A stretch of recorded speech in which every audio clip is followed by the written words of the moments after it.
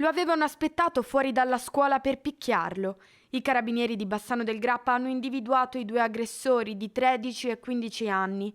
I fatti risalgono al mese scorso. Il 10 gennaio la vittima, anche lui quindicenne, li aveva incontrati per le vie del centro di Bassano. Era scoppiata una discussione per futili motivi che ha portato i due giovanissimi a strattonarlo e a strappargli il cappuccio del giubbotto. La situazione pareva poi essersi tranquillizzata. 3 giorni dopo, però, lo studente ha notato i due fuori dalla finestra della sua classe. Per paura è rimasto all'interno dell'edificio ben oltre il suono dell'ultima campanella, cercando di temporeggiare. Uscito, è stato subito avvicinato dai due minori. Volevano che lui li seguisse per parlare al parco vicino.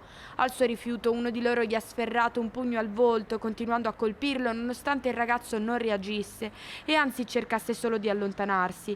Nel tentativo di rientrare a scuola, il quindicenne è stato nuovamente atterrato, finendo a terra davanti a un'auto in movimento, mentre l'aggressione proseguiva con calci e pugni. La violenza si è interrotta solo grazie all'intervento del personale scolastico. Nel frattempo i due aggressori si erano già dati alla fuga. Adesso sono stati identificati e denunciati a piede libero per il reato di percosse aggravate in concorso.